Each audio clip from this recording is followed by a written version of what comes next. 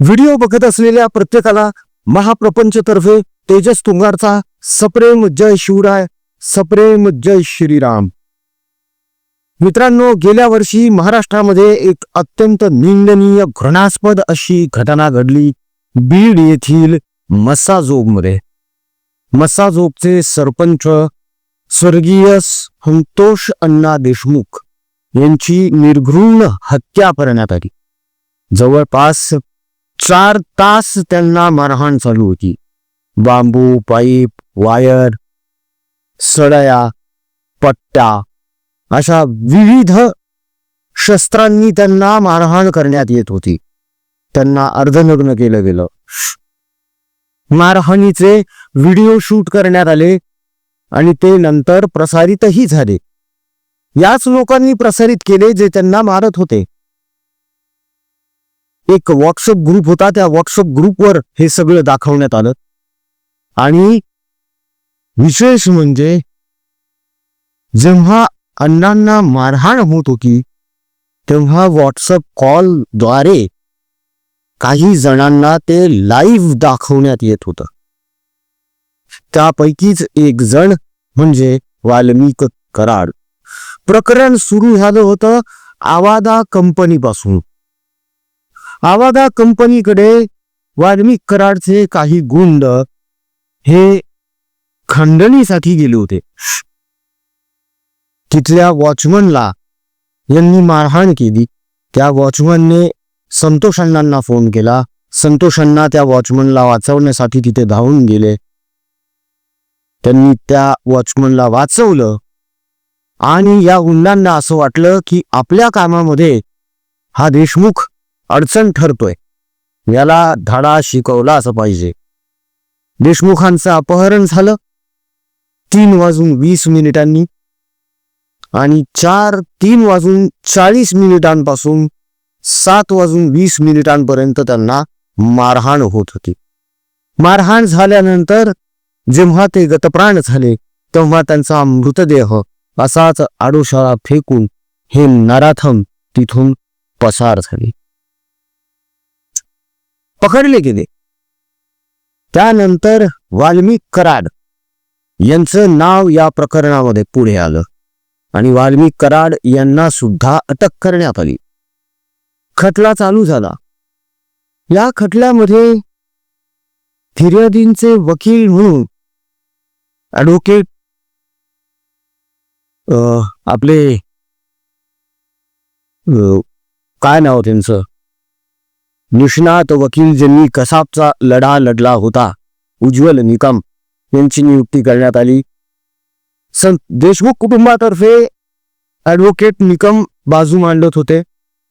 उच्च न्यायालयामध्ये हा खटला सुरू झाला आणि प्रत्येक सुनावणी दरम्यान आरोपींच्या वकिलांतर्फे काही ना काही नाटकं करण्यात येत होती. कधी तब्येतीची नाटकं, कधी भलतीच काही नाटकं. एकदा तर म्हणे सुनावणीच्या आधी सुदर्शन घुले चक्कर येऊन पडला म्हणे. वाह, असा नराधम चक्कर येऊन पडतो यावर विश्वासच बसत नाही. त्यानंतर काल या प्रकरणाची सुनावणी झाली आणि वाल्मिक कराडसह यामध्ये जेवढे आरोपी सामील आहेत, विष्णू चाटे असो, सुदर्शन घुले असो, त्यांच्यासोबतचे आणखी ते 3-4 जण, या सगळ्यांवर दोषारोप पत्र ठेवण्यात आलं. आणि आता पुढची सुनावणी ही 9 जानेवारीला होणार आहे. 9 जानेवारीला या खटल्याचा अत्यंत महत्वाचा निकाल येणार आहे. ॲडव्होकेट उज्ज्वल निकम यांनी या बाबतीतली सविस्तर माहिती दिलेली आहे. सोबतच संतोष अण्णा देशमुख यांचे बंधू धनंजय देशमुख यांनी देखील या सगळ्या खटल्याची आणि या प्रकरणाची सविस्तर माहिती प्रेस कॉन्फरन्स मध्ये दिलेली आहे. त्याची एक छोटीशी क्लिप आहे जी आम्ही आता लगेच तुम्हाला दाखवणार आहोत की उज्ज्वल निकम नेमकं काय बोललेले आहेत या खटल्याबद्दल आणि धनंजय देशमुख यांचं या बाबतीमध्ये काय मत आहे. तर ती क्लिप आपण सुरू करूया. मात्र त्या अगोदर नेहमीप्रमाणेच छोटीशी विनंती मित्रांनो, छत्रपती संभाजीनगर येथील गव्हर्नमेंट कॅन्सर हॉस्पिटल येथे आपण जी सेवा देत आहोत ती सेवा आता आपण वाढवत आहोत. जे रुग्ण उपचारांच्या निकषांमध्ये बसत नाही त्यांना प्रायव्हेटमध्ये उपचार घ्यावे लागतात, जे अत्यंत खर्चिक आहेत. उपचार खर्चिक आहेतच, औषधं पण खर्चिक आहे. यांच्या नातेवाईकांकडे 2 वेळचं जेवायचं साधन नाहीये, त्यांच्याकडे शिधा नाहीये, तेवढे पैसे नाहीये, निवाऱ्यासाठी जागा नाहीये, रस्त्यावर फुटपाथवर हातगाड्यांवर कुठे झोपतात ही लोक. आम्ही प्रभू श्रीरामाचं नाव घेऊन संकल्प केला आहे की जे रुग्ण निकषांमध्ये बसत नाही त्यांच्या उपचारांचा आणि औषधांचा खर्च करायचा, त्यांना आधार द्यायचा, त्यांच्या नातेवाईकांच्या 2 वेळच्या जेवणाची व्यवस्था करायची आणि ऊन वारा पाऊस थंडी यापासून त्यांचं संरक्षण व्हावं यासाठी निवाऱ्यासाठी त्यांच्यासाठी एक शेल्टर बांधायचं. प्रकल्प मोठा आहे, मात्र हे करणं अत्यंत गरजेचं आहे आणि हे लॉंग लाईफ असणार आहे, हे टेम्पररी असणार नाहीये. याचा फायदा इथून पुढच्याही अनेक रुग्णांना आणि त्यांच्या नातेवाईकांना होतच राहणार आहे. त्यामुळे प्रपंच परिवाराच्या सर्व स्वाभिमानी हिंदू माता बंधू भगिनींना कळकळीचं आवाहन आहे की या रुग्णसेवेमध्ये ईश्वर सेवेमध्ये योगदान नक्की द्या. तुमच्या मर्जीनुसार तुमच्या इच्छेनुसार दिल्या गेलेल्या जीपे फोनपे क्रमांकावर तुम्हाला जे योगदान सहकार्य निधी मदत निधी पाठवता येऊ शकतोय अवश्य पाठवा मित्रांनो. आज अत्यंत गरज आहे. आम्ही आमच्या परीनं आम्हाला जे शक्य आहे ते सर्व करत आहोत, मात्र आम्ही कमी पडत आहोत म्हणूनच मदतीचं आवाहन करत आहोत. तेव्हा मित्रांनो, रामाचं नाव घ्या, मन मोठं करा आणि या सगळ्यांना दाखवून द्या, या जगाला दाखवून द्या की माणुसकी अजून जिवंत आहे. चला तर बघूया आता ॲडव्होकेट उज्ज्वल निकम यांनी या खटल्याबद्दल नेमकं काय सांगितलेलं आहे आणि त्यानंतर धनंजय देशमुख जे स्वर्गीय संतोष अण्णा देशमुख यांचे बंधू आहे ते काय बोलतायत बघा. अखेर आज न्यायालयाने वाल्मिक कराड व त्यांच्या गँगच्या विरुद्ध आज आरोप निश्चित केलेले आहेत. दिनांक 9 डिसेंबर 2024 रोजी संतोष देशमुख यांचा कट करून संगनमताने आरोपींनी केला आणि त्याचप्रमाणे यातील काही पुरावा नष्ट करण्याचा प्रयत्न केला. याला कारण म्हणजे वाल्मिक कराड याला जी खंडणी जो मागत होता ती खंडणी अबाडा कंपनीकडनं मिळण्यास अडथळा संतोष देशमुख यांनी केला. याकरिता त्यांचा खून करण्यात आला अशा रीतीचा सरकारतर्फे आम्ही आरोप प्रस्तावित केला. न्यायालयाने आरोप त्याप्रमाणे आज निश्चित केले. एकूण सगळ्या आरोपींच्या विरुद्ध आज निश्चित करून त्याची पुढील तारीख आता 8 जानेवारी ही तारीख ठेवलेली आहे. आजही आरोपींतर्फे पुन्हा हे आरोपी निश्चितची सुनावणी लांबणीवर टाकण्याचा प्रयत्न झाला. आरोपींनी या खटल्यामध्ये आतापर्यंत जे D2 ऑपरेशन केलं, ज्याप्रमाणे पाकिस्तानतर्फे K2 operation, K for Kashmir आणि K फॉर खलिस्तान असं केलं जात होतं, त्याचप्रमाणे आरोपींनी देखील या खटल्यात वेळोवेळी वेगवेगळे हातखंडे वापरून D2 operation, D for delay आणि डिरेल, उशीर करणं आणि खटला उलथून टाकण्याचे प्रयत्न होते. त्याला आज आरोप निश्चित झाल्यामुळे या प्रयत्नांना चाप बसलेला आहे आणि यापुढचं सुनावणी, यापुढे जी 9 तारखेला सुनावणी आहे त्यामध्ये सरकारतर्फे कागदपत्र ज्यांच्यावरती प्रॉसिक्युशन भिस्त ठेवत आहे ती कागदपत्र आरोपीला मान्य आहेत किंवा अमान्य आहे याच्याकरता विचारलं जाईल. त्याच्यानंतर साक्षीदारांची यादी दिली जाईल आणि प्रत्यक्ष पुराव्याचं काम लवकरच सुरू होईल. आता आपण बघितलं असेल की आज आरोप निश्चित करण्याकरता किती महिने वेळ लागला.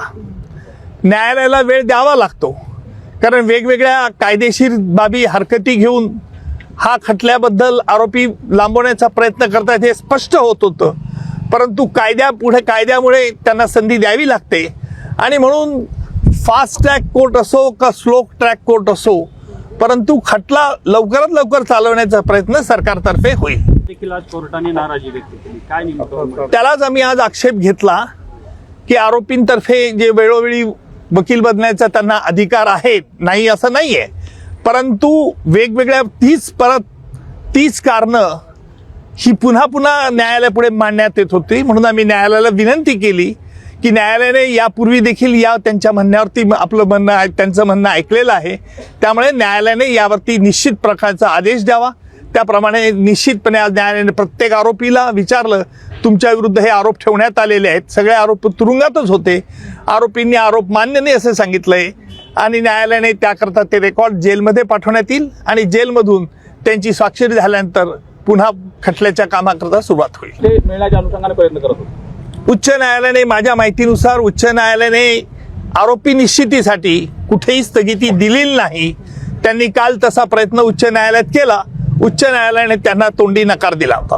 त्यांची प्रॅक्टिस होती, त्या संदर्भात काय तुम्ही? आमच्या सगळ्याच्या हिशोबानं तेच होतं, आजचं उद्या ढकलण्यात येत होतं. परंतु ह्याच्यातून एक गोष्ट, जे आपलं महाराष्ट्राचं सरकार आहे, मुख्यमंत्री साहेब आहेत, ह्या सगळ्या प्रकरणावरून त्यांना एक गोष्ट जाणवली असेल की हे न्यायालयाला एवढं चॅलेंज करतात, तर जे इथलं प्रशासन आहे, मग ते पोलीस प्रशासन असेल, महसूल प्रशासन असेल, किंवा विविध हे जे प्रशासन आहेत, ते हे प्रशासन हे सगळे खंडणीखोर लोक कशा पद्धतीनं म्हणजे इथं त्याची वागणूक किंवा जी ट्रीट करत होते सगळ्या गोष्टी त्या कशा प्रकारे असतील याची त्यांना मुख्यमंत्री साहेबांना कल्पना आलेली असेल. मात्र कुठेतरी आता न्याय झाला का आणि दिलासा मिळतो? नाही, लवकरच न्याय मिळेल अशी आम्हाला अपेक्षा आहे. आणि मुख्यमंत्री साहेब असतील, सगळी सिस्टीम असेल, देशमुख कुटुंबियाला शब्द आहे आणि सगळे एव्हिडन्स आहेत, ते वेळोवेळी जे काही वकील आहेत, सरकारी वकील आहेत, निकम साहेब आहेत, कोले साहेब आहेत, आणि सगळी टीम आहे आयोगची, त्यामुळं आम्हाला तीच अपेक्षा आहे, आम्हाला न्याय मिळावा लवकरात लवकर. त्याची म्हणजे लवकरात लवकर ही सगळी गोष्ट होऊन आम्हाला न्याय मिळावा. आले 4 ड्राफ्ट वाचून दाखवण्यात आला, त्यावेळेस आरोपींनी डिनाय केलेला आहे, आणि आरोपींची जी भाषा होती ती देखील तुम्ही सर्वांनी ऐकली. त्याबद्दल मी आत्तापर्यंत बोललो नाही, मला तसं बोलता येत नाही जे काही कोर्टात होतंय ते, कारण ते मेरिटचे विषय आहेत, ते सगळे वकील साहेब बोलतात. परंतु ह्याच्यातून एक सगळ्यांना जे काही स्पष्टीकरण भेटलेलं आहे, पत्रकार बंधू सगळे तुम्ही मध्ये असतात, जे माझ्या भावाला संपवलं ह्या आसुरी वृत्तीनं, त्या आसुरी वृत्तीचा कुठंही त्याची बाजू मांडणारे आणि आरोपी ह्याच्यामध्ये कुठलाच फरक नाही. त्या आसुरी आनंद घेण्यासाठी वारंवार वकील बदलून जे काय पेनड्राईव्ह मागणी करतात त्यांचे ते राईट आहेत, मागू द्या. परंतु तो जरी विचार केला निसता, ज्याच्या मनामध्ये हृदय आहे माणसाच्या, त्या माणसाला त्याचा विचार जरी केला तरी ते असं थक्क होतं जे मन. त्या मनाला प्रत्येक वेळेस आमच्या एवढ्या वेदना झाल्या, कारण का प्रत्येक वेळेस नवीन वकील, नवीन पेनड्राईव्ह ते त्यांचे राईट आहे, त्याबद्दल मला बोलण्याचा अधिकार नाही. परंतु ज्या आसुरी वृत्तीनं माझ्या भावाला संपवलं, तेच रिपीट बघण्याचं जे यांचा अट्टास होता, त्याहून ही गोष्ट समजते की आरोपी आणि समर्थन त्यांचं करणारे ह्यांच्यामध्ये कुठलाही फरक नाही. सहभागी आहेत त्या ड्राफ्टमध्ये करण्यात आलं, तर मास्टरमाइंड या संपूर्ण प्रकरणात आतापर्यंत कोण झाला? मुख्य आरोपी आणि जे मास्टर माइंड आहे ते सगळं पुराव्यानिशी सिद्ध झालेलं आहे, सिद्ध केलेलं आहे, तपासातून ते पुढं आलेलं आहे. कारण तपास नेमणं आणि तपास पूर्ण होणं ह्याच्यामध्ये फरक असतो. ज्यावेळेस तपासी अधिकारी येतात त्यावेळेस माहीत नसतं झालेलं प्रकरण काय आहे, परंतु ज्यावेळेस चार्जशीट दाखल केलं त्याच वेळेस मुख्य आरोपी कोण आहे, 2 नंबरचा आरोपी कोण आहे, 1 ते 7 आरोपी कोण आहेत, हे जी टीम होती CID SITची, त्यांनी सगळं चार्जशीट हे न्यायालयात दिलेलं आहे आणि त्याप्रमाणेच ही सगळी कार्यवाही चालू आहे. गुन्हेगारीचा जो प्रमुख आहे तो सुदर्शन घोले आहे असं मान्य कोर्टाचं म्हणणं. आता त्या सगळ्या गोष्टी खरंच मला म्हणजे मी बोलणं अपेक्षित नाही, मला स्वतःकडून हे न्यायालयाचे विषय आहेत सगळे. परंतु त्या टोळीचा प्रमुख कोण आणि त्या टोळीचा मालक कोण आणि टोळी चालवत होता कोण, हे सगळं आयोगनी सगळं पुढं सिद्ध केलेलं आहे.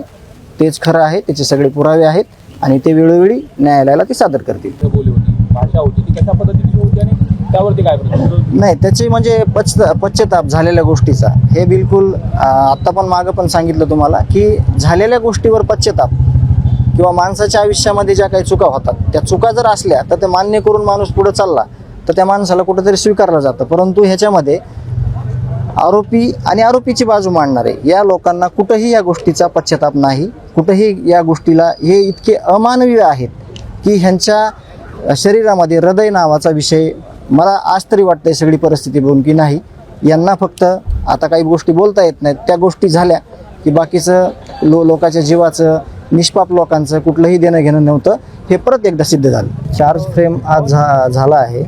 तर माझी प्रतिक्रिया अशी आहे पहिली की आता आरोप निश्चिती झालेली आहे, तर लवकरच आरोपींची शिक्षा झाली पाहिजे आणि देशमुख कुटुंबियाला, आणि या लढाईत सगळे जे पीडित कुटुंब होतं आमचं देशमुख कुटुंब, सगळं गाव, आणि ज्या पद्धतीने या सगळ्या लोकांनी या न्यायाच्या बाजूनं उभा राहिले त्या सगळ्या लोकांना न्याय पाहिजे. आणि तेवढीच आमची सुरुवातीपासून मागणी. आम्ही न्यायाच्या प्रतीक्षेत आत्तापर्यंत आहोत. लवकरात लवकर आज चार्ज फ्रेम झाला आहे, आरोप निश्चिती झाली आहे, तर लवकरात लवकर आरोपींना, ही माझी प्रतिक्रिया आहे. ज्या प्रकारे या नराधमांनी संतोष अण्णा देशमुख यांची निर्घृण हत्या केली त्यानुसार यांना कडकडीत शिक्षा व्हायलाच पाहिजे. देशमुख कुटुंबाला न्याय मिळायलाच पाहिजे. मित्रांनो, कोणाच्याही नशिबामध्ये असा मृत्यू येऊ नये. संतोष अण्णांना लहान लहान लेकर आहे, भाऊ आहे, आई आहे, वडील आहे. काय वाटत असेल हो त्यांच्या जीवाला. 1 वर्ष झालंय तरी देखील अजून त्यांच्या लेकराला न्याय मिळत नाहीये. आपल्याकडे न्याय प्रक्रिया थोडीशी शिथिल आहे, ढिसाळ आहे असं आपण मान्य करूया. मात्र आपली न्याय व्यवस्थाच अशी आहे की आरोपीला देखील त्याचं म्हणणं मांडण्याची संधी दिली जाते. इतर देशांमध्ये असं होत नाही, खासकर तालिबान सारख्या देशांमध्ये. तिथे चौकात उभं करतात तरी डायरेक्ट गोळ्या घालतात, नाही तर करा करा कापून टाकतात त्याचं शिर. हळगळ नाहीये तिथे. मात्र आपल्याकडे संविधान आहे, कायदा आहे, त्यामुळे सगळ्या गोष्टी कायद्यानुरूप आपल्याला कराव्या लागतात, पुरावे गोळा करावे लागतात. मात्र आता बऱ्यापैकी पुरावे जमलेले, सर्वसामान्य लोकांच्या मोबाईलमध्ये ते व्हिडिओज आहेत अण्णांना मारहाण करतानाचे. यापेक्षा मोठे पुरावे आणखी काय पाहिजेत. मात्र तरीही कायद्याचा फायदा घेत, कायद्याच्या त्रुटींचा फायदा घेत हे लोक आतापर्यंत टाळमटाळ करत आलेले आहे. मात्र आता इथून पुढे ही टाळाटाळ जमणार नाही. आतापर्यंत अनेक जणांना असं वाटत होतं की वाल्मिक कराड या प्रकरणातून सही सलामत बाहेर पडेल. मात्र कोर्टाने नमूद केलेलं आहे that Valmik Karad is master mind of all these offence. या गुन्ह्याचा मास्टर माइंड हा वाल्मिक कराडच आहे. खंडणी आपल्याला मिळत नाही या द्वेषापोटीच, या मत्सरापोटी, या रागापोटीच संतोष देशमुख यांचा काटा काढण्यात आलेला आहे. तो देखील वाल्मिक कराड याच्या सांगण्यावरून. वाल्मिक कराडच्या याच प्रकरणामुळे धनंजय मुंडे यांना आपलं मंत्रिपद गमवावं लागलेलं आहे. आणि आता जर वाल्मिक कराड यांना शिक्षा झाली, ती तर होणारच आहे, ती तर होणारच आहे, मग धनंजय मुंडे जे आहे ते आणखी अडचणीत येण्याची शक्यता. लोक उघड उघड बोलायला लागतील ना हो. कारण वाल्मिक कराड हा धनंजय मुंडे यांचा राईट हँड हे सर्व श्रुत आहे. दबक्या आवाजामध्ये तर लोक असंही बोलतात की मुंडेंचा सुद्धा यामध्ये सहभाग असू शकतो. आता अर्थात या सगळ्या वदंता आहेत, ह्या सगळ्या लोककथा म्हणूया आपण याला. एका कानातून दुसऱ्या कानामध्ये एखादी गोष्ट गेली की ती तिसऱ्या कानापर्यंत जाईपर्यंत वेगळीच होऊन जाते. ही आपल्याकडे प्रथा आहे, ही वस्तुस्थिती आहे. कदाचित असंही झालं असेल, कदाचित धनंजय मुंडे यांना कल्पनाही नसेल की असं काही घडलंय म्हणून. घडल्यानंतर त्यांना कल्पना आलीही असेल कदाचित की इतकं मोठं प्रकरण घडलेलं आहे म्हणून. पण काहीही जरी असलं तरी या प्रकरणामध्ये धनंजय मुंडेंना त्यांचं मंत्रिपद गमवावं लागलं हे मात्र सत्य आहे. वाल्मिक कराड यांची करोडो रुपयांची संपत्ती जप्त करण्यात आलेली आहे. पण ह्यामध्ये एक महत्वाची गोष्ट अजूनही अशी आहे की कृष्णा आंधळे हा जो आरोपी आहे हा अजूनही फरार आहे. मग कृष्णा आंधळे आहे कुठे? कृष्णा आंधळे खरंच फरार आहे की वैकुंठाला गेलाय? ऍक्च्युली वैकुंठ तर त्याच्या नशिबात नाहीच आहे, पाताळातच गेला असणार आहे, नरकातच गेला असणार आहे. कारण असं कृत्य केल्यानंतर एखाद्याला वैकुंठ मिळूच शकत नाही, नरकातच साडावं लागणार आहे.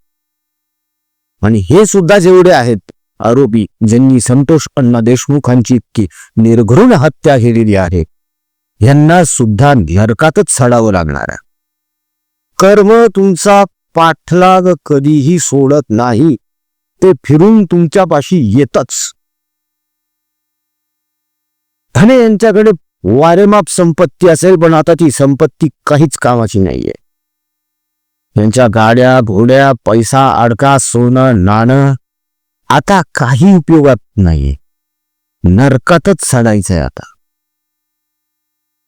चीड आणणारी ही गोष्ट आहे मित्रांनो. राग येतो आजही जेव्हा ती घटना आठवते. आजही गहिवरून येतं जेव्हा संतोष अण्णा देशमुख यांचा मुलगा मुख्यमंत्र्यांच्या भेटीला गेला होता आणि बोलला होता की आज माझा वाढदिवस आहे आणि माझ्या वाढदिवसाच्या दिवशी बेटा मी तुला सरप्राईज देईन, असं बाबा बोलले होते. म्हणजे अण्णा, मुख्यमंत्री साहेब बघा काय सरप्राईज आहे की आज मला माझ्या बाबांच्या मृत्यूच्या न्यायासाठी भीक मागावी लागते. किती मोठं सरप्राईज आहे.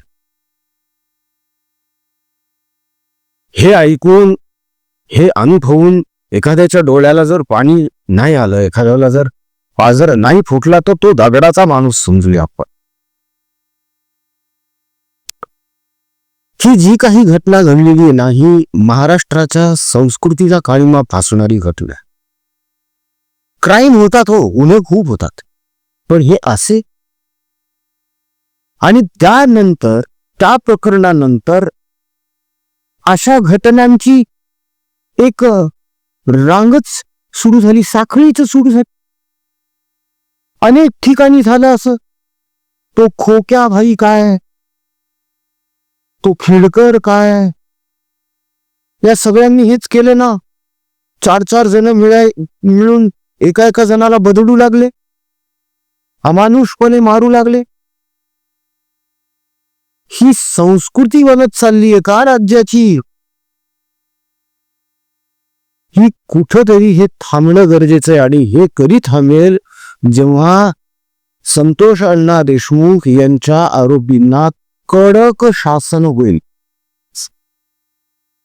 मित्रांनो, फाशी ही या नराधमांसाठी सुटका असेल असं मला वाटतं. का फाशी झाली, गेले, फास टाकला, चाप ओढला, लटकले, गे. न त्रास न तडफड ना काय. जितका त्रास आणि जितकी तडफड संतोष अण्णा देशमुखांना झाली ना, तितकी यांना व्हायला पाहिजे. आपल्या शिक्षेमध्ये अशी काहीतरी तरतूद केली पाहिजे की ज्या प्रकारे तुम्ही एखाद्याची हत्या केलीये त्याच प्रकारे तुमची हत्या झाली पाहिजे, त्याच प्रकारे तुम्हाला शासन झालं पाहिजे. त्याला आपण खरा न्याय माग. हे काय, फाशी दिली, संपला विषय. दिस इज नॉट डन बॉस. याला न्याय म्हणूच शकत नाही. अर्थात आपल्या कायद्यामध्ये तशी तरतूद नाही आहे. पण जर संविधानामध्ये कायद्यांमध्ये अनेक बदल वेळोवेळी जर घडवले जाऊ शकतात संसदेमध्ये बिल आणून, तर हे एक असं बिल आणायला हरकत नाही असं आम्हाला वाटतं.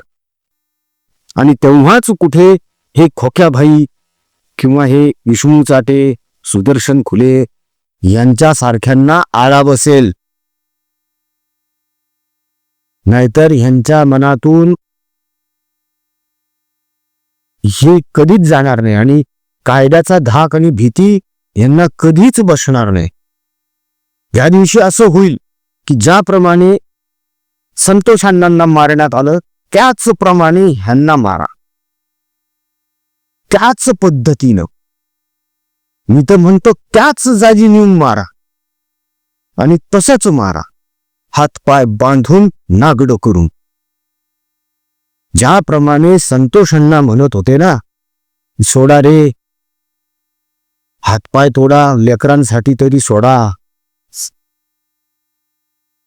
हे पण ओरडले पाहिजे तसे, तर तो न्याय ठरेल असं मला वाटतं. हे माझं वैयक्तिक मत आहे. बाकी कोणाला काय वाटतं हा ज्याचा त्याचा प्रश्न आहे मित्रांनो. हा संवेदनशील विषय आहे, तरी राग आणणारा आहे, चीड आणणारा आहे, उद्विग्न करणारा आहे. त्यामुळे या विषयामध्ये बोलत असताना कदाचित मी थोडा भावनेच्या आहारी जातो. सांभाळून घ्या. काय गुरु, संवेदनशील मन आहे थोडस, तितकाच रागही येतो पटकन. असो, हरकत नाही. मी माझं मत व्यक्त केलंय, तुम्ही तुमचं मत नक्कीच व्यक्त करा. आता 8 आणि 9 जानेवारीला कोर्ट काय निर्णय देते किंवा या सुनावणीमध्ये आता नेमकं काय महत्वाचं घडतंय याकडे आपल्या सगळ्यांचंच लक्ष लागून आहे. ॲडव्होकेट उज्ज्वल निकम यांच्यावर आमचा विश्वास आहे की ते अत्यंत कणखरपणे हा खटला चालवत आहे आणि समोरच्या वकिलांना प्रत्येक पॉइंटवर तोंडघशी पाडत आहे आणि इथून पुढेही त्यांनी असंच करावं. आमचं त्यांना पूर्ण समर्थन आहे. प्रभू श्रीरामाकडे कळकळीची विनंती आहे, लवकरात लवकर देशमुख अण्णांच्या लेकरांना न्याय मिळू दे देवा आणि त्यांचं आयुष्य बहरू दे, एवढीच तुझ्या चरणी प्रार्थना. जाता जाता परत एकदा छोटीशी विनंती मित्रांनो, छत्रपती संभाजीनगर येथील जे गव्हर्नमेंट कॅन्सर हॉस्पिटल आहे तिथे जे निकषांमध्ये न बसणारे रुग्ण आहेत, ज्यांच्यावर उपचार होत नाहीयेत, ते प्रायव्हेटमध्ये चाललेत. त्यांचा खर्च अमाप होत चाललाय. घरदारे विकायची पाळी आली आहे. त्यांच्या औषधांसाठी, उपचारांसाठी आपण प्रयत्न करतोय, यथाशक्ती करतोय, जसा जमेल तसा करतोय. त्यांचे जे नातेवाईक ज्यांना 2 वेळच्या जेवणाची भ्रांत आहे, निवाराची व्यवस्था नाही आहे, निवासाची व्यवस्था नाही आहे, त्यांच्यासाठी छोटंसं विश्रामगृह टाईप एक शेल्टर आपल्याला बांधायचं आहे. जागा आपल्याला उपलब्ध होत आहे की व्यवस्था होतीये, मात्र या सगळ्या पुढच्या गोष्टी करायच्या आहेत ज्याला खर्च अफाट आहे. आम्ही आमच्या परीनं मित्र मिळून आमच्या हिश्श्यातून आम्हाला जे देता येऊ शकतंय ते देतच आहोत. पण ते अपुरं पडतंय म्हणून कळकळीचं आवाहन मित्रांनो, तुम्हाला तुमच्या परीनं, तुमच्या योग्यतेनं, तुमच्या मर्जीनुसार, इच्छेनुसार जे योगदान मदतनिधी पाठवता येऊ शकतोय तो दिल्या गेलेल्या जीपे, फोनपे क्रमांकावर पाठवा. 1 रुपयाचा ट्रॅक रेकॉर्ड आपल्याकडे आहे आणि 1 रुपये या त्या रुग्णांसाठी आणि त्यांच्या नातेवाईकांसाठीच खर्च होतं. गेल्या काही महिन्यांपासून आपण त्या रुग्णांच्या नातेवाईकांना 1 वेळेचं जेवण पुरवण्याचा प्रयत्न करतोय. मात्र आता आपल्याला थोडा पुढचा टप्पा गाठायचा आहे. म्हणूनच पुन्हा पुन्हा प्रत्येक व्हिडिओतून कळकळीचं आवाहन आम्ही करत आहोत. विनंतीला मान द्या. प्रभू श्रीरामाचं मनोमन ध्यान करा, नाम घ्या, मन मोठं करा आणि या रुग्ण सेवेत ईश्वर सेवेत सहभागी व्हा एवढीच विनंती. आजचा व्हिडिओ कसा वाटला कमेंट मधून करायला अजिबात विसरू नका. आमचा कमेंट बॉक्स तुमच्या प्रतिक्रियांसाठी आतुरतेने वाट बघत असतो, तेव्हा पटापट कमेंट्स करायला सुरुवात करा. राजकीय बातम्या, राजकीय घडामोडी, राजकीय अपडेट्स रंगतदार पद्धतीने जाणून घेण्यासाठी बघत रहा महाप्रपंच.